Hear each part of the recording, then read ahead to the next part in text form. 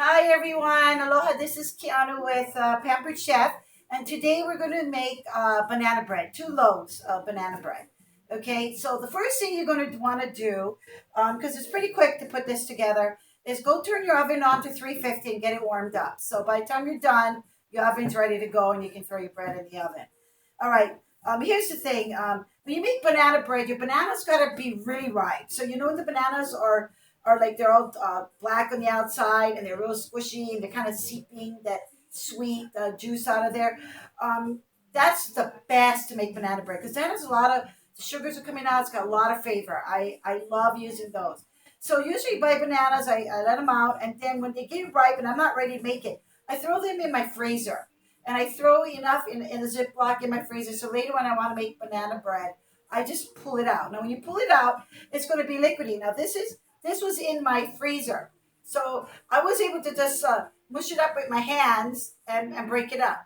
Now let's say you wanted to make banana bread and you got regular perfect bananas to eat.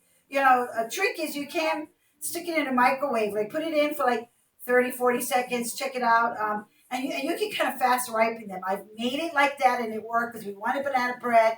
And you'd have to kind of wait like almost a week for your bananas to be at this perfect consistency. So you can do that, all right? So the first thing you're going to need is you're going to have to cream together butter, sugar, eggs, and your bananas. You got to cream in and get that sugar kind of melted, all right? Now, here's the butter. I know my other recipes say you have to have butter, okay? You got to use the real stuff, butter, all right? But when you're baking like a banana bread and you don't have it, or you're making a ton and these are great to buy those little metal to go, those little smaller loaf pans. And you can make that, wrap it up. They make great Christmas gifts to give to, friends or whatever. And you can make it in that small one. Buy the cellophane, go to like Dollar Tree or whatever and buy that you can buy that cheap. But when you make the banana bread, because I always say you need to have real butter, but you can get away with baking because if you buy this imperial margarine, it's really good for baking. I don't mind using this like in a banana bread but when I make crusts and stuff, I really have to have real butter. Some things this has a lot of ingredients in the banana bread, so you want to just buy this imperial. It's a good one for baking.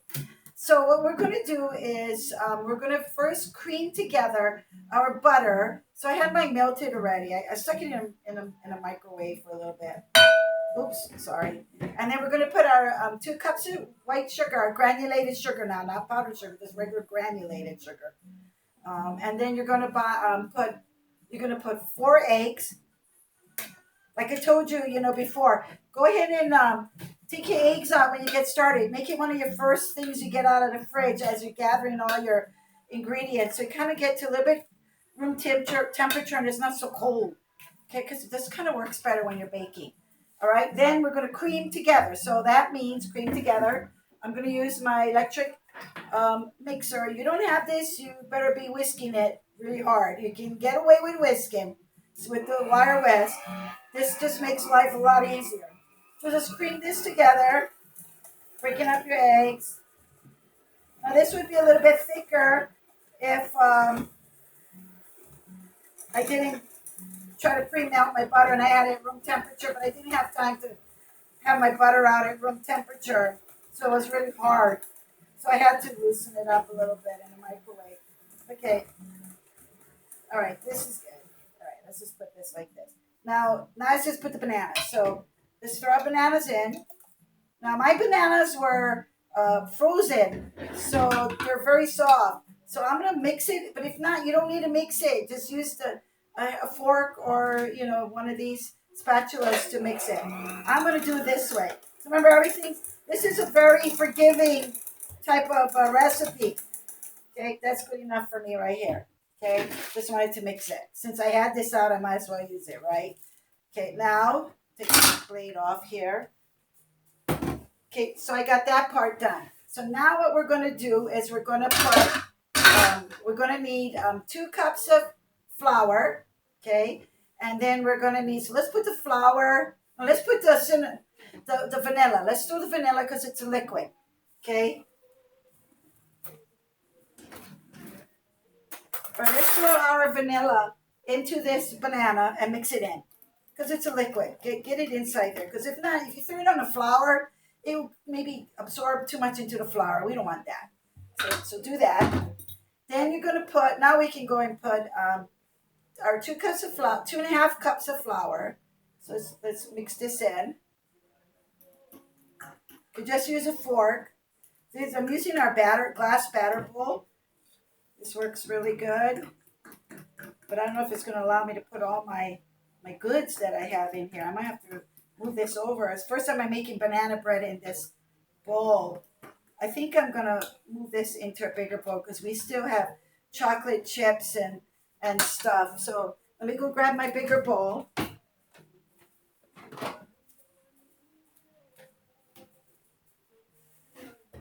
Yeah, let's do this. So I got if you were just making it without adding all the optionals, raisins and coconut and nuts and chocolate chips, then you're good. But I'm adding more stuff, so I didn't think this right. So let's mix this up. See, just mix this flour in first. Do that. This is really a amazing recipe. I'm telling you, man. I make this and I gave it away for many years. You know, I'm the person that I'm a baker, so I like to bake. I'm not a baker, but I like to bake. So you know, I go potlucks and everything. Everybody goes, "Are you making bread? Are you making a good butter cake? Are you making this?"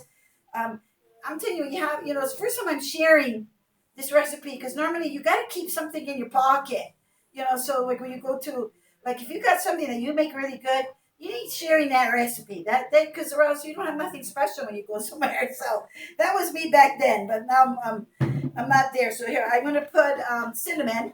I'm gonna mix in by hand half a teaspoon of cinnamon, but Kiana likes cinnamon, so I put 1 teaspoon. But you can put half a teaspoon, and that's optional if you don't like cinnamon. No need to put that, but you need to put this half a teaspoon of salt. Okay, 1 teaspoon salt. We're gonna put 1 teaspoon. You gotta put that one in. Well, maybe you don't, but it won't have no flavor. And then you're gonna put. Okay, now you gotta put this. Let me show you. Make sure you get baking soda, not baking powder. Okay, they're two different things. So baking soda, the orange box. Okay, you can get it. The one in the box. So then now you're gonna put 2 teaspoons of baking soda. We're gonna throw that in. Do you see how liquidy my thing is? All right. So basically, if you want to stop,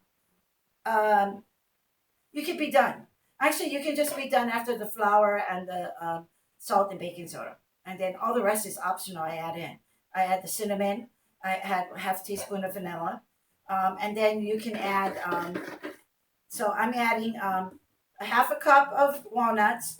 Now we found that half a cup works really good. My kids like a whole lot more of chocolate chips. So we put chocolate chips. They like a whole bunch more, but that's too much. But let me just tell you, there's two kind of chocolate chips you can buy. I go to Sam's and Costco. I go to Sam's. So Ghirardelli's, oh my God, these are the best. These are really, really good because they melt really good. But if all you have is, then this is the other one. These work good too. But these, actually, Ghirardelli's is really good for cookies, because they're just special. This is going to blend in into a cake with all kinds of stuff. So half a cup of chocolate chips, mix that in. It's kind of easy if you mix everything in one at a time, then try to throw it all in and mix it. This we get an even mix. And then I put a half a cup of shredded coconut. I wanted to show you this shredded coconut. This shredded coconut is sweetened. So this kind you buy in the baking area. It's not expensive. You don't have to buy no fancy brand of it. Just and it really puts a different flavor in it. And you don't even really taste the coconut, but it just adds I get lots of compliments. People ask me, "What is that? Did you put coconut in there? Oh my God, it tastes so good." Okay, and I wanted to show you something. On my vanilla, I put 1 teaspoon, but normally you only need a half. Because I only have this imitation right now. If you have the pure vanilla, the good vanilla, then just put half a teaspoon. Because whenever you got the pure stuff and then you buy this imitation stuff, you kind of got to amp it up a little bit, okay? All right, so this is done. This is all I need. So we got our butter, our sugar, eggs, bananas. We got flour, salt, baking soda, cinnamon, vanilla, and then optional I added coconut and chocolate chips and nuts. And normally I add half a cup of raisins, but some people like raisins, some don't. But I don't have any raisins, so no need to. It's okay. You just put what you want, and maybe there's something else that you think would be great for your bread that you like. But this is really a winner. Okay. Now I'm going to show you this. Now we're going to go and put it in a pan. This is Pampered Chef's new stone pan. And you know how they give it to you. You get your stuff in a box. And me, I store and save all my stoneware and I keep it in the box. Because they're stone and they can break. So I'm very, and they're very precious to me. So here's what you got to do. I'm going to do it on this because I only have one of these. And I have my old faithful metal pan that I've been making my banana breads in forever. So what I do is I spray with this spray in here. That's it. But this will stick to the bottom. So you can either put wax paper or parchment paper. Now I buy the cheap parchment paper. This from the Dollar Tree. Okay. I've been using wax paper for years and not parchment paper. But lately, that my wax paper when I bake, I don't know if they got thin or they're not as good as they used to be. Because now a lot of times when I peel it off, it's still stuck to my food. So I kind of just went straight to parchment paper because it's the same thing. So your choice, but be careful because sometimes the wax paper gets stuck. So cut off a little bit of paper. I got parchment. I just stick it on the pan on top. Got a pencil and just go like this, so that I can cut it. Then I just cut it. Now, okay, I know the lead and everything. I cut inside the lead. I don't want that either. So just cut inside your cutting line. It's no biggie. You don't have to be perfect on this. This is just so it'll pop out. And the part that really sticks a lot is going to be the middle anyway. So just cut. I did the other one already. And then you just stick it on the bottom of your pan like this. See, so each of my pans have this. Okay. Then I see that's why bummer. I had too much stuff because I love that batter bowl because it'll pour nicely. Okay, now you're just going to pour your your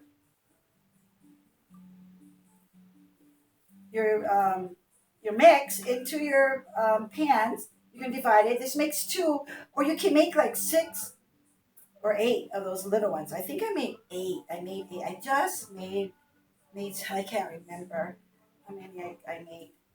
But like I said, it does matter like how much goodies you put in because then it'll be more.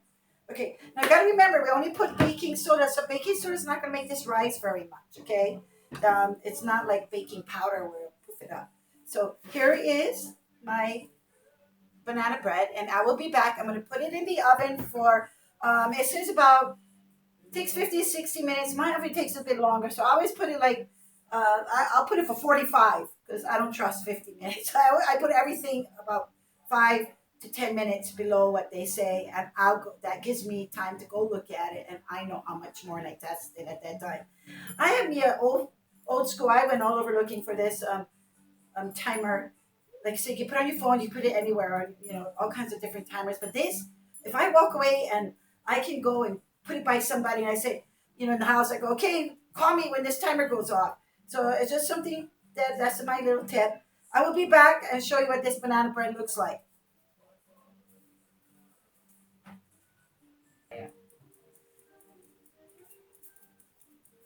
Okay, everybody, it's been about 55 minutes for me because my oven is a little bit it takes a little bit longer. All right, so here's my metal pan. It's just still very hot. Okay, so this is what it looks like in my metal pan.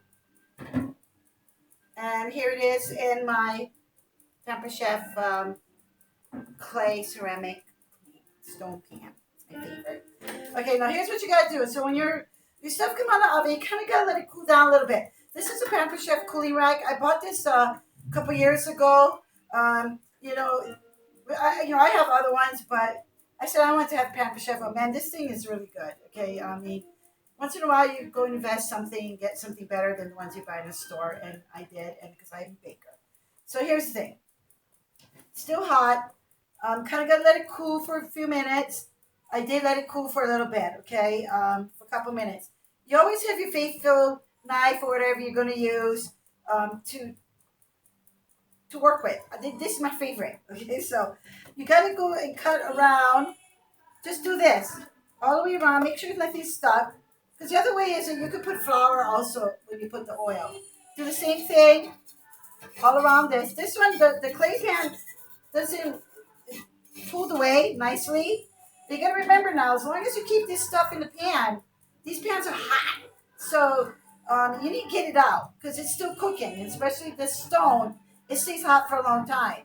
So if you got something that you want it to stay and cook a little bit more, it's good. But if not, you need to get it out. Okay. So now I'm going to just what you're going to do is you're going to flip it over and get this pan out. Get that one out. And then we're going to get this one out. Like it falls out very nicely. I got to throw these on the side. Sorry. Okay, now you see the parchment paper is on top. So now, if you didn't have this parchment paper, this middle would have been stuck in your pan. Unless you put a lot of flour. So much easier to have parchment or wax paper. Parchment's better. Look how it just comes off. It comes off here. Okay, so do you see the color? Like, I don't know if you can notice, but you can right there. I can see, you can see it. So this one is the metal pan, and this one's the stone pan on this side right here. You see how it's a little bit more golden? And glass pans, stone pans, metal pans do bake a little bit different. Sorry, listening to my music here. Let's lower this. Okay, so when you have it upside down, I can just feel this heat blazing out of here. But for video purposes, we're going to flip it over. I know my videos are long. Sorry, but I'm hoping I'm teaching you something new. Now, I forgot to tell you that, when I made this when I was at my daughter's, and normally sometimes we didn't have ice cream or anything. We wanted something else to put on this. And sometimes, a lot of times I make a cream cheese with powdered sugar, confectioner sugar, and I'll put cream cheese and mix it up with some vanilla and powdered sugar and milk, and then we make a frosting. But this is really good the way it is with butter, and you can still put butter. But here's a quick thing: just take some confection sugar, okay? Make sure you get like a little whisk and loosen it up because it can get real lumpy. Okay, you can put milk or you can put water. I'm just going to use some water, and just put a little bit of water, stir it up. And make like a little glaze. It's. I tell you, this works. We made it when I went to my daughter's house, and we gave the neighbor. And when she came, she goes, "What is that?" I think I told you. And what did you put on it? And all we did was put confection sugar. It became like a liquid, and then you could just put this on top. And even though the sugar has lumps, this is warm, so it will just evaporate and get rid of. Just put a little bit because around the edges a little crusty, and it soaks in, and it's amazing. Okay, but this is a quick hey, what I got, kind of little thing you can put on your stuff you bake. So let me just put this on this one.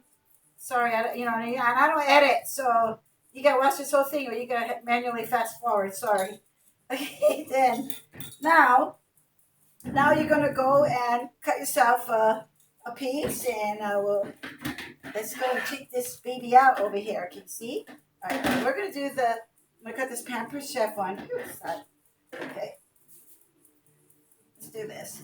Let's see if we can see a difference. So it's the first time I'm using this pan. Okay, so we won't take the end, because usually the end is a little bit different piece. Let's just pick the nice middle piece right here.